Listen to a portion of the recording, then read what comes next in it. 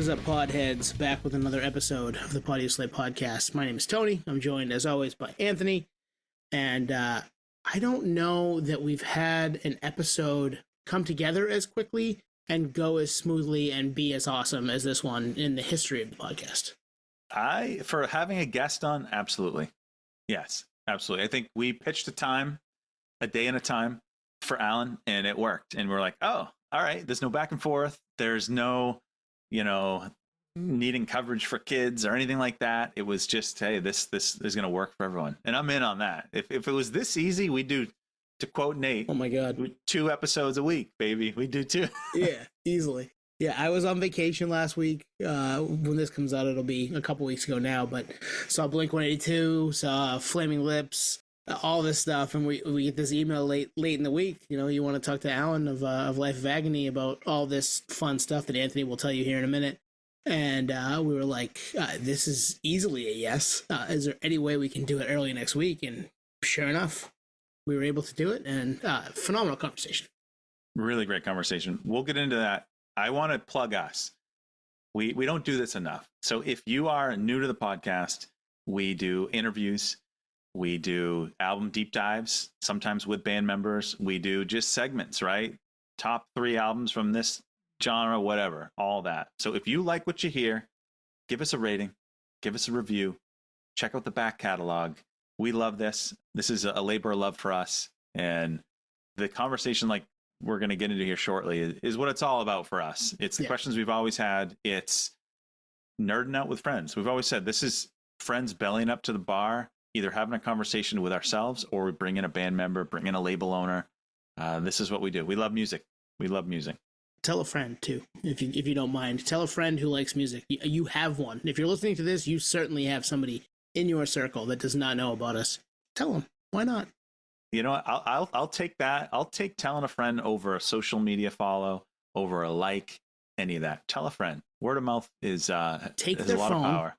Go into whatever app they use for podcasts and just follow us. There you go. Do that too. Tell them. Just do that. But yeah, if you, no matter how you got here, whether it was through Alan, whether it was through our back catalog, which I'm not even going to spew off all the band members we've had on. If you like Alan and Life of Agony, I know you'll like half of what we have talked about. So we appreciate you. We appreciate you. Without anyone that's listening, it's just not as fun. We love the engagement. We love the questions. We love the involvement from everyone. We love this. So let's talk Alan. Yeah. Want to talk Alan? Yeah. Alan Robert. Life of Agony, bassist, visual creative, makes all kinds of different things as we get into here shortly, but is a man of many talents, and keeping them all straight is a talent in itself, and he seems to do that as well. So pretty awesome convo about all of the things he's had his hand in over 30 years, whether it's playing bass in Life of Agony or making visual for the band or making other stuff outside of the band. And I got to tell you, I didn't know like this visual creative side of his. Like I really didn't. And then we kind of deep dive it, and he's, like into comic books and adult coloring books, horror adult coloring books, like these kind of subgenres of subgenres that I didn't even know existed. So you'll hear it in the questions we ask, where there's legitimate, genuine curiosity. These are like a whole new world for me, and I'm so impressed when people can really marry all these passions together and have it be at this big stage. Like, I mean, he has the Univseral Monsters, so like Universal Pictures. He did the official coloring book for that. Yeah, Frankenstein, Dracula, all that stuff. He's the official coloring book there. He's got the official Beetlejuice coloring book coming out. There's a new Beetlejuice movie coming out in, I don't know, sometime this fall. So it's a perfect time for that. Beauty of Horror. I mean, the Beauty of Horror series alone, which the story of how that became a thing is coming up in I'm not going to spoil it, but it's a pretty cool story. And to be able to have done 10 plus books now, and he's got a puzzle coming, all this kind of stuff, that just when you come up with the idea, I don't know how you ever see it getting to that point, but it's amazing it has. And it's not just one thing, it's all of these things. Yeah, man. You know what it feels like? And obviously we're not friends with Alan, but it feels like you were friends with someone and they've had this hidden talent this whole time and you never knew about it, right? Yeah, somebody who's been in your life and they've not hidden, but you just didn't know that this was also what they did, and they're also really good at it.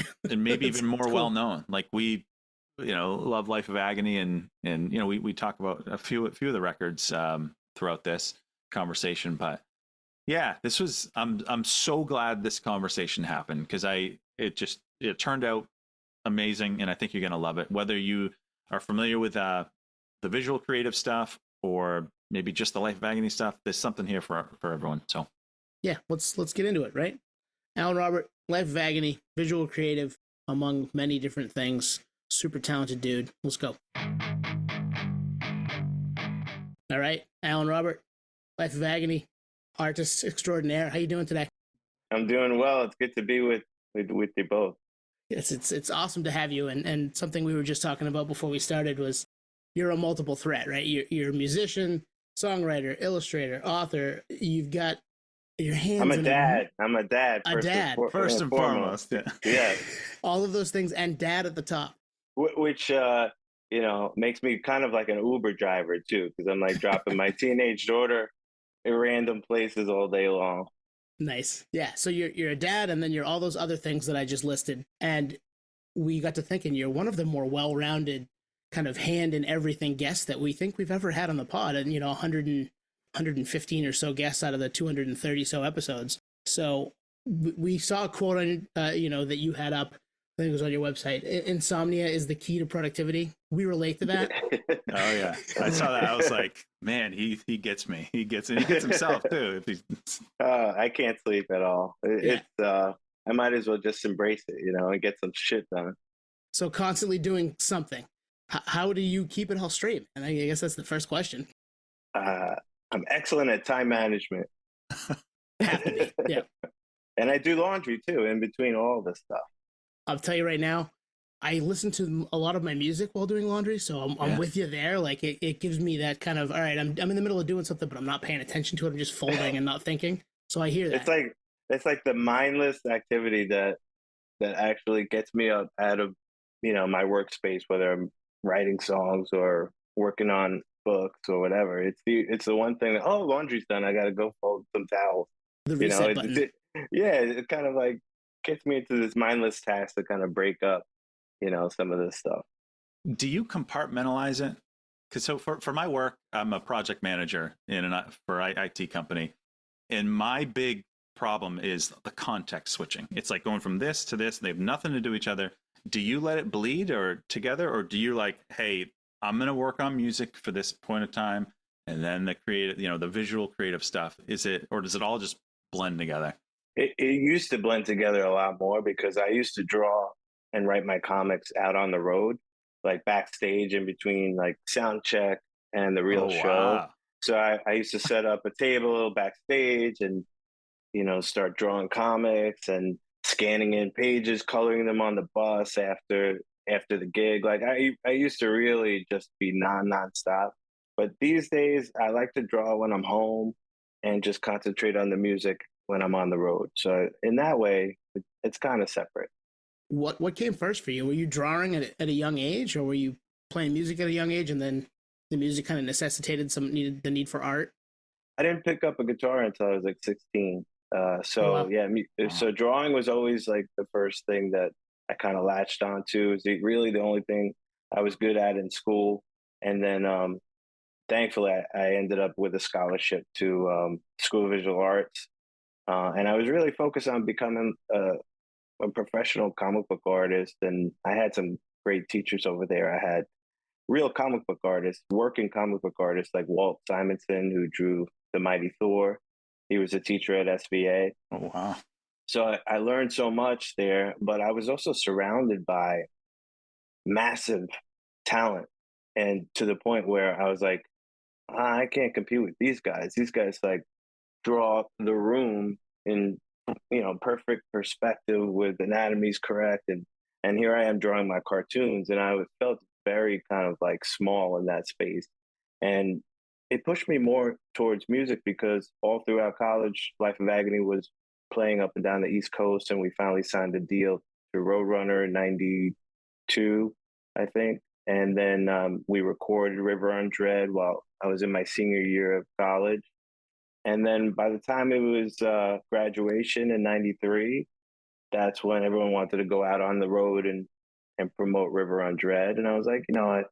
Let me put the comic book thing on hold for 6 months. Just we'll get this touring thing out of our system, and that's probably all it will be. And here we are, still talking about it 3 decades later. But yeah, I really didn't think that the music thing was going to go that far, and I was just going to get back into the comic book thing. And it took me a long time to really do comics professionally. And I think it was like 2009.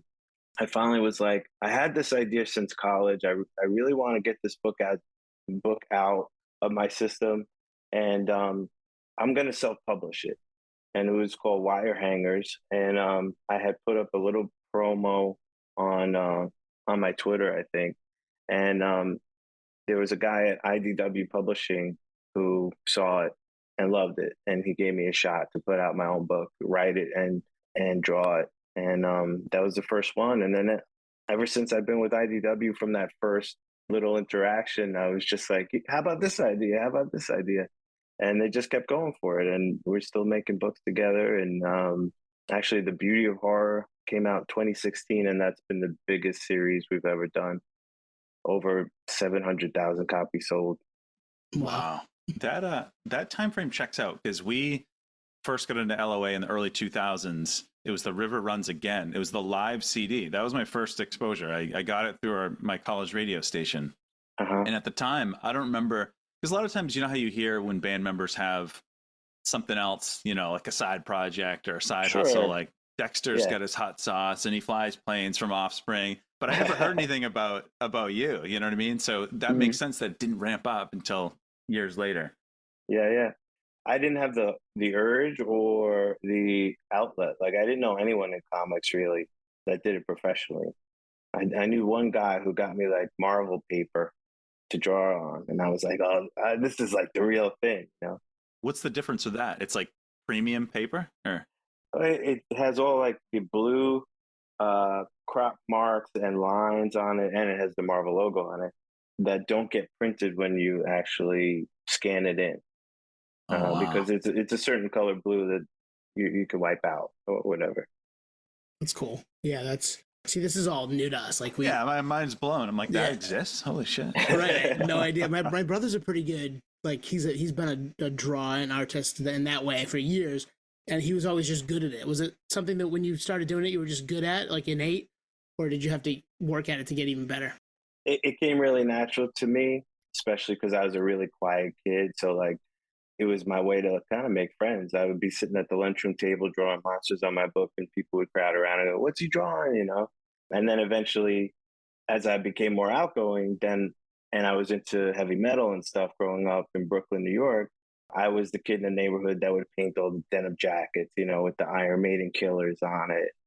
I was that guy, and it became like kind of a business. Like, I would make like $75 a jacket. I was like, oh, I guess I'm okay at this. And little by little, I mean, that's really the only thing that I was good at in school. So I kind of was like almost like a teacher's pet in the art class, and they'd have me like work after school on like bigger art projects for the school, murals and things. And then eventually, like when I was in college, Joey and I went to the same school, by the way. Joey's a guitar player for Life of Agony. And he's very artistic as well. He's more of a fine arts painter. And we ended up painting murals in L'Amour's in Brooklyn, the famous rock club that we kind of all came up with. And, Typo Negative, Biohazard, us all grew up in L'Amour's. And we painted all kinds of crazy shit in there. And then I also painted Systems 2 recording studio where Typo Negative did all the records, and we recorded Ugly and River on Dread. So yeah, I mean, it's always been kind of in my world, whether I did it professionally or not. The books are something new, but like the artwork, I mean, I've designed every Life of Agony t-shirt for the last 30 years, including the logo, and work for a bunch of other bands actually. Once I started to learn the web and Photoshop and all that. I was designing art for Shinedown before they blew up and exploded. I've done artwork for Black Sabbath and Pantera, Typo, all kinds of stuff. Yeah. How does that come to be? Do people see that you've done the Life of Agony stuff and they're just like, hey, you want to do ours? Like, they give you a call, shoot you an email? Everything I've done has come a different way. Sometimes it's through friends that work for bands management. Sometimes it's random, sometimes it's connections through other bands. And sometimes I'm just friends with them, like Biohazard guys. I drew a couple of t-shirts for them over the years, and they actually brought one back. It's funny because Billy from Biohazard, he wears it on stage every night because they did a reissue of the shirt from 30 years ago because Lady Gaga wore it and was photographed wearing this old school Biohazard shirt. And he was like, "Do you still have this artwork? I want to reprint it." And I did. I'm like a pack rat. I saved everything. But yeah, I had the original artwork at my desk. So I'm curious, the Life of Agony logo, in hindsight, that was probably the first like visual art of yours I'd ever seen. How do you, computers exist back then, but how does this even work? Like, do you just draw it on paper and then transpose it? And like, what was the inspiration behind that logo?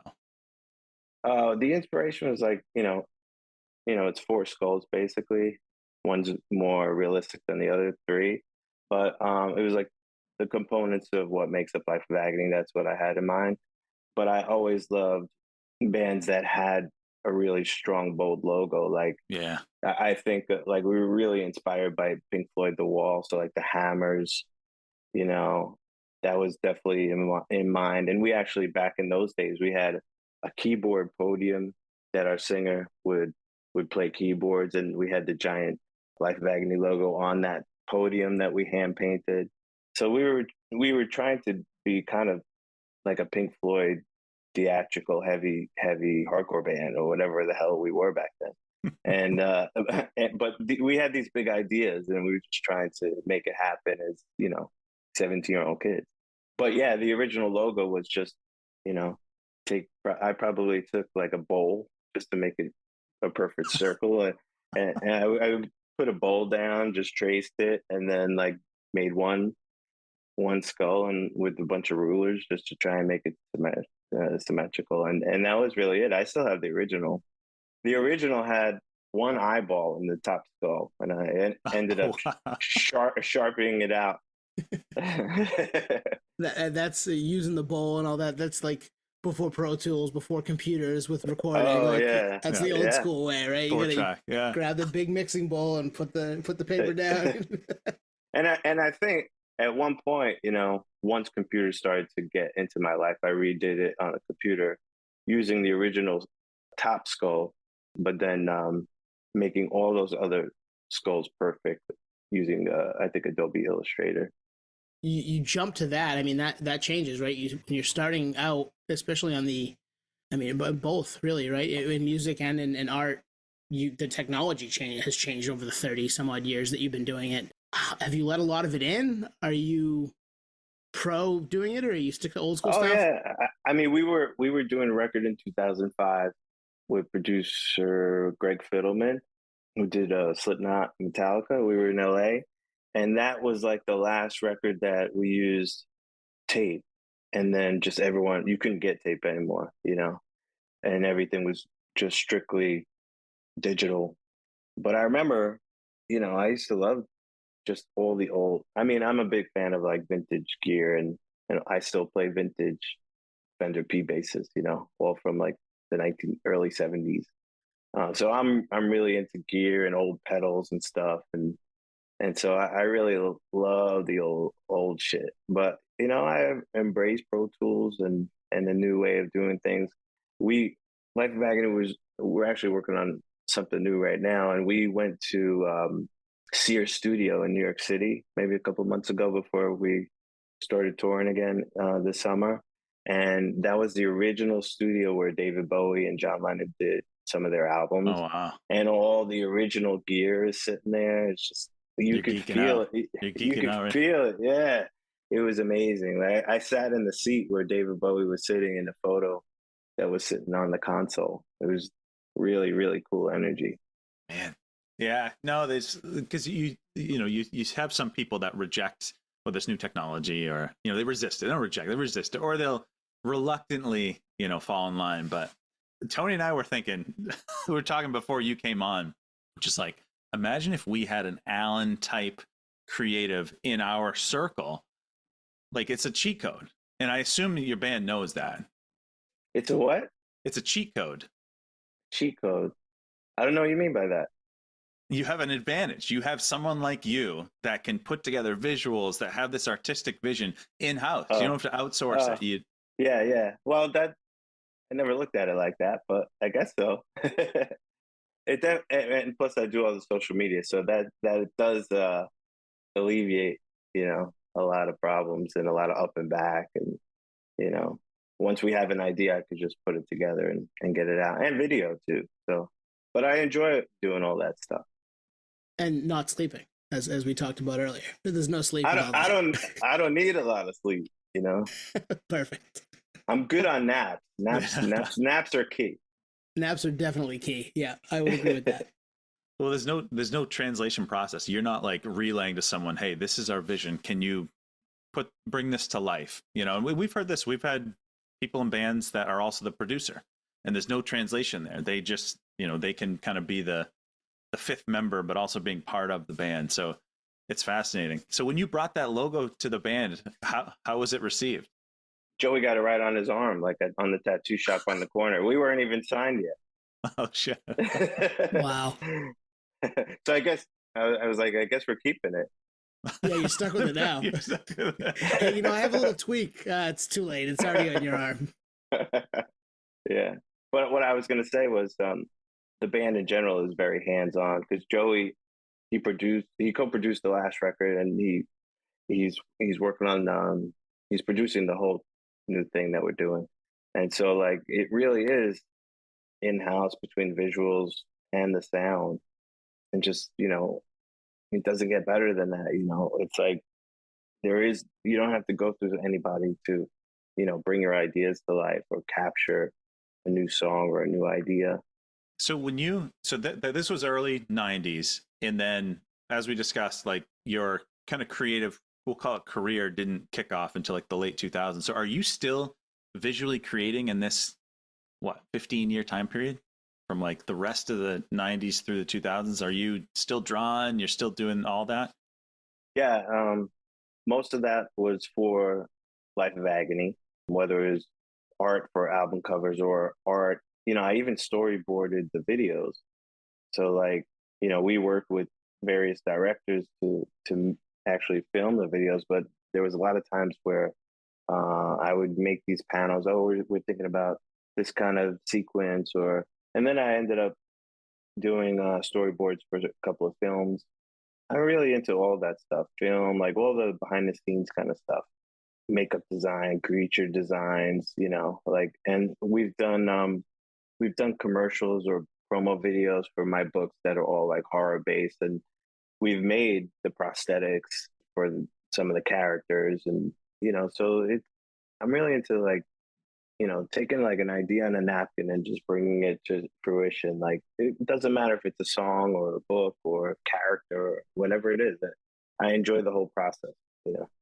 I was looking through I don't know if you can see it, my ugly CD booklet back here. But I was looking through it, and it said the concept of the cover was your idea.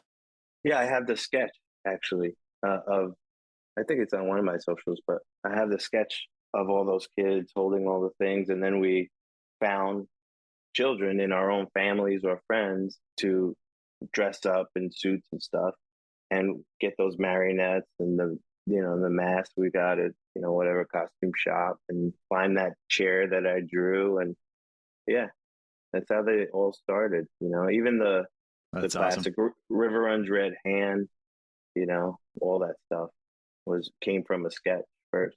So when you're creating at the start of that, when you've got nothing, right? You've got the blank sheet of paper in front of you. How do you start? Like, I know for me, that's like the most daunting piece. Whenever we're getting ready to talk to somebody we always have the blank sheet of paper. Like, where do we want to start this interview? How do we want to get this conversation going so we're having a good time and everybody's comfortable? That first letter is the tough part for me. What gets you started? I think the drawing part comes about 15 steps after the idea, Oh, wow. because the idea is really everything, and it's trying to execute that vision, however means that you have, and that's why the computer stuff, learning all that has helped my creativity so much, and I've embraced it because, first of all, it's streamlined the process for me. Now I could draw right on the computer. I don't need to draw it on paper, then scan it, clean it up, this and that. So I'm a lot faster at it.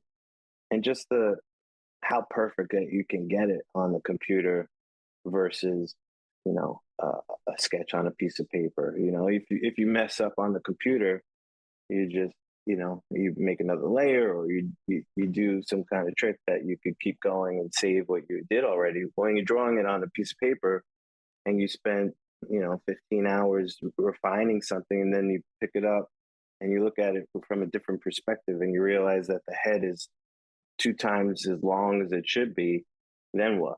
And then you start, then you'd first have to like get more paper, go over that whole thing, so the computers definitely have helped the creativity for me.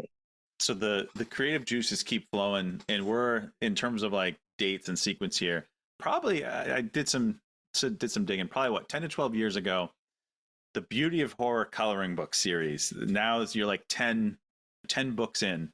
That concept is totally new, and it sounds like it marries two passions, right? I know you're a horror guy to some extent. I know we haven't talked about it on this, but just in hearing your other interviews, and then certainly the illustration. So what was the turning point for that to happen? Because in a literal sense, one day you were not making adult coloring books, then the next you were. So how did that happen? And it's consumed my life since. Right. It's not something that I had planned at all. And just from talking this little bit, you could tell I'm not as serious as it may seem, with some of the things that I am into or have done in the past. But I love, even horror movies that have a lot of comedy in them. So like the original Evil Dead, or like Chainsaw Massacre 2. Like I really love the slapstick type of crazy type of things. And that's kind of how I looked at adult coloring books, because for me, adult coloring books at that time, 2015, 2016, it was just nature designs or mandalas, or everything was just very like perfect and beautiful, right? And then I was like, where's all the adult coloring books for the horror fans? Like, what the fuck, people? Like how come no one's done that? And so it was, I'll never forget it, because it was April Fool's Day. And I just happened to pitch IDW this idea to do a horror adult coloring book. And they said, yes, faster than any project I had pitched them. And I was like, are you guys sure? Because It's April Fool's Day. Are you fucking with me? This hasn't really been done before. And they're like, no, we've been wanting to get into that space, and this is a good way to get in. And then I had the daunting task of drawing an adult coloring book, which I I had never done before. And if you look at adult coloring books, there's no shading involved. It's all just a single line that connects into a design.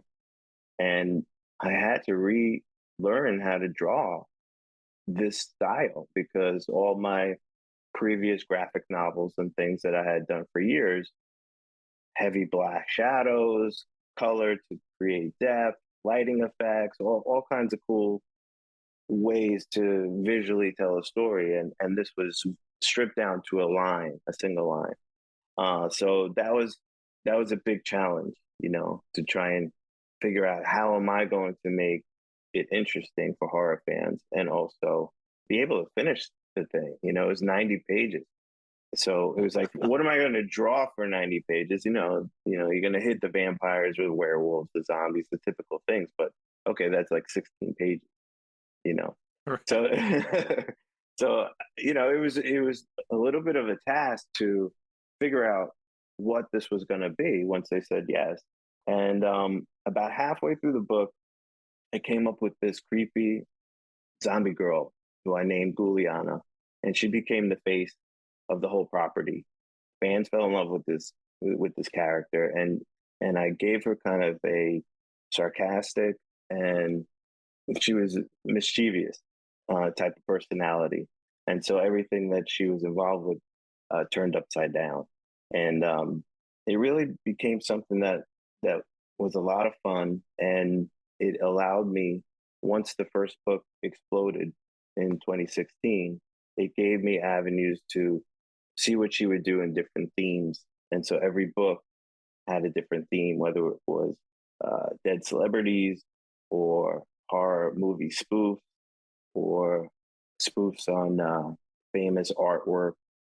The latest book I just finished, which comes out next year, is called Beauty of Horror Backwards Records, and it's horror spoofs on album covers, including River on Dread. Oh, And wow. That's cool. You're checking that one out for sure. yeah, it's just so much fun, and it's really cool because fans have come along on this journey, and the cool thing is that I would say 80% of beauty horror fans never ever listen to Life Agony. Wow. And and don't even like heavy music, so it's interesting that there are just like two different types of groups that are out there that have these different types of books or records, and they don't even know about each other. There are some crossover, but I'd say for the most part they're not.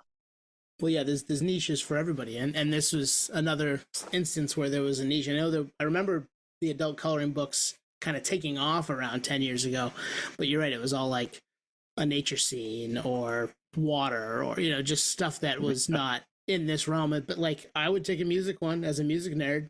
If you're a horror movie fan, absolutely, that makes complete sense. Why isn't that there? So you found that hole in the market and filled it By accident. And since then, though, there's been so many other like copycat type of books out there.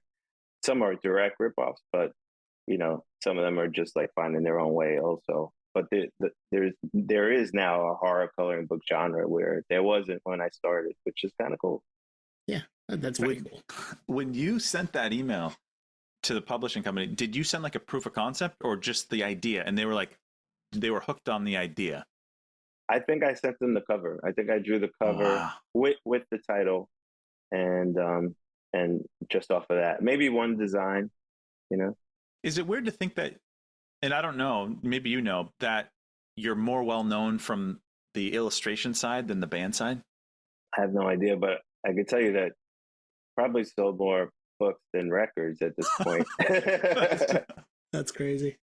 I know, because the records you got to divide by 4 or 5 and then some, right? Yeah. You can replay the record once you've colored in you got to buy another book. So, well, it's also cool because outside of beauty horror, I've done other coloring books for bigger properties, like the Universal Monsters that just came out, and that was a collaboration with Universal Pictures and everything. So like it's the original Frankenstein and Dracula, Wolfman, Mummy, all those guys, and then also the Beetlejuice official coloring book that comes out September. So how does that happen? Because it's one thing to have like an idea and a theme that you think of, and then you layer in Universal. I mean, these are big entities. How do you get tapped for it, or do you hear about it and you're like, I want to be the guy that does that? How does that happen? I would always be the guy to raise my hand to say, yeah, hell yeah, I'll draw Frankenstein all day, But I had a friend at that publishing company that used to work for IDW, and he knew the success of Beauty of Horror and how quickly I was turning those out, and I was reliable. Not all artists. There's a lot of great artists, but not all of them could deliver a book on time too. So can confirm that. Yeah. I never miss a deadline. If anything, I try and beat it. So yeah, he reached out and checked my schedule. I was on tour at the time, and we figured out when I could fit it in, and it was as easy as that. So you said Beetlejuice coming in September. That's the next one. Yeah, it's actually it's a coloring book based on the original film. Okay. Maybe at some point we'll do the sequel too, but it's basically every scene from the original Beetlejuice. Oh, that's cool. You know what's funny is I have not seen Beetlejuice in maybe 20 years, and I thought about it maybe a month ago out of the blue, and I was like, I need to rewatch that movie because that was a trip for 20 years ago I would have been 18. A trip for someone that age, and I'd seen it when I was even younger. As an Yeah, adult, I bet it would be even more wild. it is. And, being that I had to analyze the film to draw the scenes, right? You don't realize that Michael Keaton doesn't really show up until like an hour into Yeah. Well, what a gig! What a gig! Yeah. Good for him. Yeah. But he made such an impression that you could just think he's in every scene, but he's not. Yeah, it certainly feels like it, right? I mean, the name of the movie, you can see him in the makeup, like it certainly feels like it. Yeah. Could you see yourself doing this for other movies? Oh, absolutely. Yeah. Yeah, absolutely. Sure. What would be your top picks? What movies? Well, I love horror movies, and I try to like incorporate some of them in a parody type of a way. A lot of the beauty of horror books delve into the parodies, kind of like a Mad Magazine way of taking on, some of these things. Like I've drawn my version of The Shining, but made it funny, and Evil Dead, and all my favorites are definitely in the book at some point, combining things that you wouldn't normally combine, like some, famous piece of art that I could think of in the Famous Monster Pieces book. There was this famous piece of art with a woman holding like some animal, and I turned it into Hannibal Lecter holding a sheep, a lamb, Nice. and things like that. Like whatever I think of, it doesn't get edited out. It's almost like South Park. It's like they try stuff until someone says no, and no one says no. That's You great. know? Just keeps going. So you must have a book that you just carry with you to write down all these ideas, so you can come back to them and put pen to paper or mouse to No, keyboard or whatever. I email myself a lot ideas. So you've been at this for a long time. The music, the illustration side, and the visually creative side, like you said, dating back to when you were a kid. And actually, that predates the music, which is we love hearing this stuff because we always wonder about the how and the why. How does this all come together and all that? So, did the young kid go into Lemore's and go into CB's when you were younger? Did you envision any of this happening all these years later? Where's the music or the creative side? Like, if you asked that kid, a young Alan, I question, like, if I didn't live on the block that I lived on in Brooklyn, if any of this would have happened. And I always think, like, when we're touring around the world and we visit these small towns in Austria or wherever, it's like, if you were born there, like, what would the journey be? Like we Oh, just yeah. happened to be born also the time in a time in Brooklyn, New York. I lived directly across the street from Evan Seinfeld from Biohazard. Oh, He wow. he babysat me when I was when I was 9 years old, 8, 9 years old, when my parents were at work after school. Evan would watch me. We'd watch Cheech and Chong movies. Nice.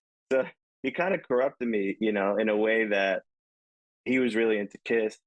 So then I was into Kiss. I was like his little brother, And so he had Gene Simmons posters around his room. He had a Tasmanian devil hanging from his ceiling fan with a noose, So these are the things that I soaked up and got into. Like Kiss Double Platinum on vinyl was the first record I bought with my own money when I was a kid. And so, like, years later, after I moved off that block, I happened to be getting stitched up in an emergency room. I had an accident on my hand, and I'm sitting there with long hair and glasses, and my dad's with me, and my dad has looked like my dad forever. Like the guy don't change.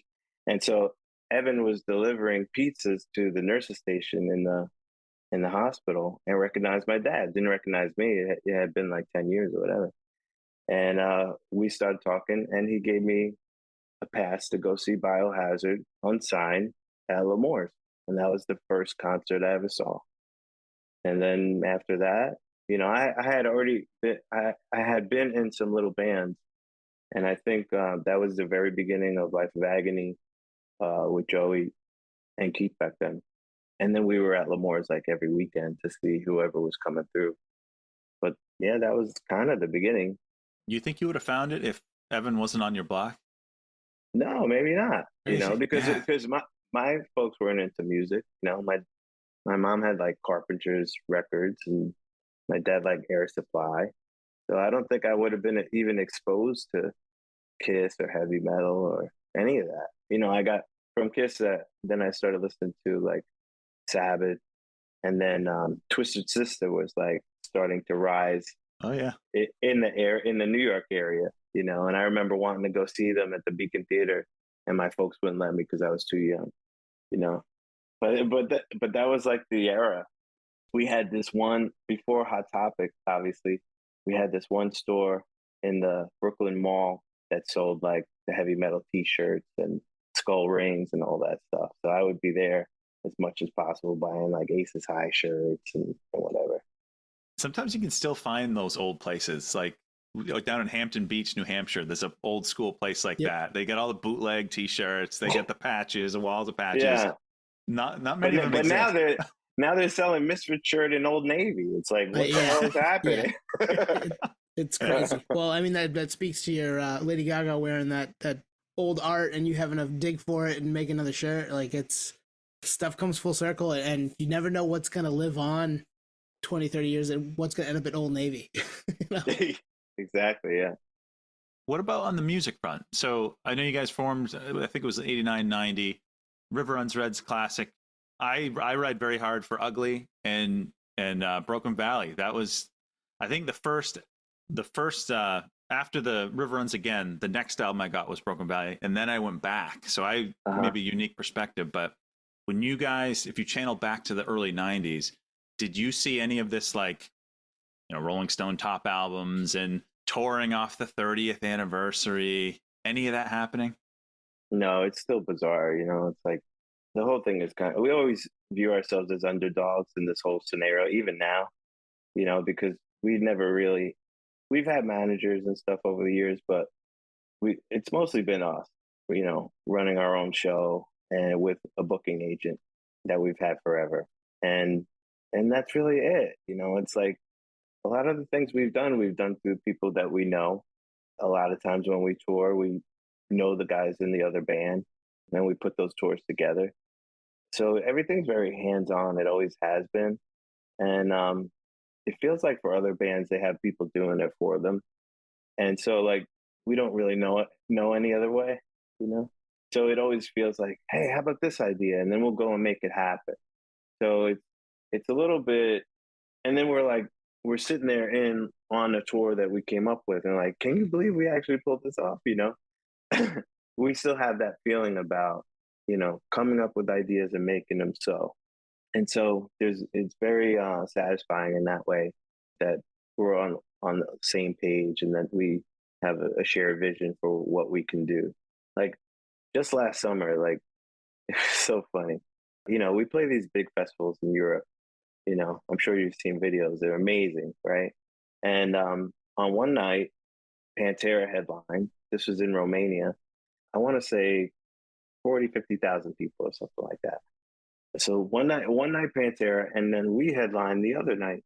Now, when Pantera rolls up, there's multiple tour buses, crew out, out your ass. There's trucks and lighting and this and that. And then the next day, we show up at 9:00 in the morning to do our sound check, and the local crew is looking at us like, "Where is all your people?" And it was just me, Joey, and Veronica, the drummer. Our singer was back at the hotel. That was it. We were like, Wow. we're here, and we did the same show like a Pantera, They had the big digital screen with our LOA River Runs Red artwork and full lighting rig and everything, but that was it. It was just us three. And I said to Joey on stage, I was like, can you believe we're doing this? Like, we're headlining this place tonight. Like, how ridiculous is this, Yeah. But Wow. but it's a lot of laughs and it's a lot of fun. So you said working on something right now. Middle stages, early stages, where you at? Oh, we're almost done. Almost done. Nice. That's exciting. Yeah, it has always felt like it's been on your terms, whether it's timing. I mean, I think Broken Valley was on a major, but like mostly independent, always on your terms. And like that story just kind of made it full circle, really, where it's you guys, like, and you, as you said, you're the creative person. So have you felt like that carried into this new, assuming new record? It's not a full record, but it is new music, and it definitely has. It definitely is because Joey's producing it. Sounds great. He's, he knows what we should sound like, and is really great at getting great performances out of each of us. So I give him a lot of props. I'm going to ask another question. We one of our good friends, Life of Agony, could be is it its favorite band? Sean's favorite band? I think it is Sean's favorite band. Yeah, Sean from the band Trawl, who does our theme music at the beginning of the episode. So if you listen to it, you'll hear his band. But he's a big fan of you, and he wanted to know what's going on with Spoiler NYC. We have rehearsal coming up tomorrow. Actually, whenever I can, I could fit in Spoiler shows, and we put out a vinyl maybe last year or the year before with a couple of new tracks on it. With all the things that I'm doing, that try and make time for it, because two of my best buds are in that band, and it's just so much fun for us to, really strip it down and play some punk rock music. So we do have a show coming up, opening for Life of Agony in New York City on a boat, and Nice. that's coming up September 6th, and we almost didn't do it. Life of Agony almost didn't do it. I was talking to Mina, our singer, and I was like, "Come on, we have this opportunity to play this boat." She was like, "I don't know, playing on a boat." I was like, "The Sex Pistols did it." She was like, "I'm in," and so Spoiler's opening that show. It's going to be a lot of fun. It's kind of like a cruise around New York Harbor at night, and we'll end up playing "God Save the Queen" probably. I would love to do it. Double duty. Yeah, I've done it before on a couple of tours in the past, and it's a lot of fun to play both styles of music and just be with my friends. So yeah, it'll be a good time in September. Awesome. Cool. Alan, let's hit some of those releases. What do you get coming here in the near future? Yeah, the Univseral Monsters book came out 2 weeks ago. And then the next one up is The Beauty of Horror Haunted Holidays, which is kind of fun for anyone that likes Nightmare Before Christmas, because it's two holidays in one book. So it's Christmas on one side, you flip it over and it's Halloween, all horror coloring pages. That comes out, I think, in July. No, I'm sorry, in August this month. And then September 3rd is the Beetlejuice book.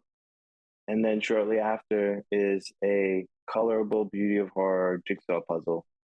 So it's black and white, the design you put together, and then you could color the puzzle, which I've never seen before. It should be fun and really hard to put together, I would think.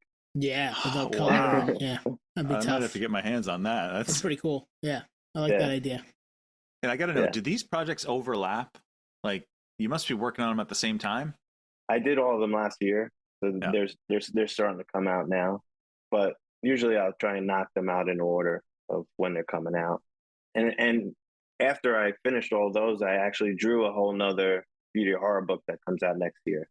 Wow, this is all fascinating because we're kind of one lane Johnnies here. Like we don't have the visual side. We're not the creative. So I always want to like get in the mind, and it's less chaotic than I had anticipated. I feel like people are like mad geniuses when they have all these different lanes. So this has been a very fascinating and very interesting chat. Yeah, this is awesome. Yeah.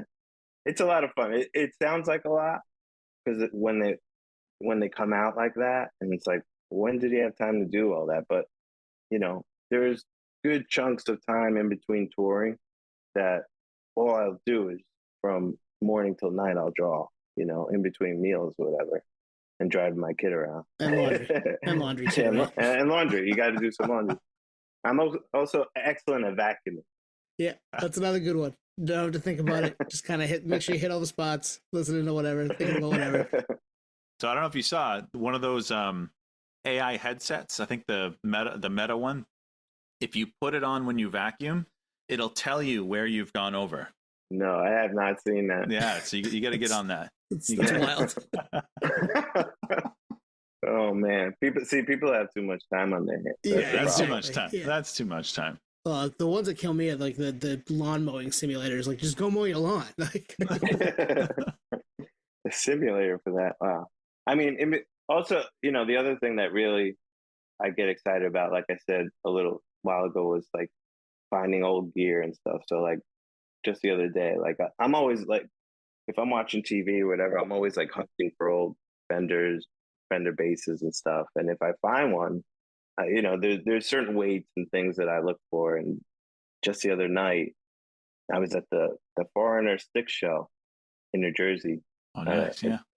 I took my wife there for her birthday, and I happened to meet the guy that developed the pickups that I use in all my basses. Like, what's the chance? Like, Wow. I've been like worshiping this piece of gear, and then I meet the guy that made it. So like those are the things that I get excited about. In between all this other artistic stuff. well, it's all really cool. And again, as Anthony said, I am reiterating it. It's been fascinating for us because it's a muscle that I don't think either Anthony and I really know how to use. So it's fun to hear somebody who knows how to use it. Cool. No, muscle I wish I had. I'll say that. It would make things a lot easier with this podcast and promoting it. And where I'm going is, hey, if you want to create a logo for us, by all means, go for it. Go for it. All right, Alan, thank you for joining us today. Really excited for the the Beetlejuice coloring book. The Universal Monsters book is out. The new Beauty of Horror stuff that's out. The puzzle. Go check all that stuff out. We'll have some links in the show notes, hopefully, to get you to the right places there. But thanks for joining us today. Thank you, guys. And it felt like home because there's a lot of Tonys and Anthonys in my family too. Yeah, I would imagine. Yeah, little Italian, a couple Italians here talking music, no big deal. Yeah, no big deal. I'm not Italian personally, but my wife is, so I have all the Tonys and Anthonys. I love Food's it. always good at the holidays, right? I mean, come on. Oh, I eat well. Yes, very well. Awesome. Thanks, Alan. Really appreciate it. Thanks, guys. Take care. Thank you for listening to Podioslave. We are at Podioslave on Twitter, Instagram, TikTok, all of the places that you can find us on social media. Facebook, Podioslave Podcast. YouTube, Podioslave Podcast there. Email us at podioslavepodcast@gmail.com. And hey, if you want to become a supporter, click on the link at the bottom of the episode and give us $1, give us $5. It keeps the lights on, keeps us going. We really appreciate that stuff. Thank you.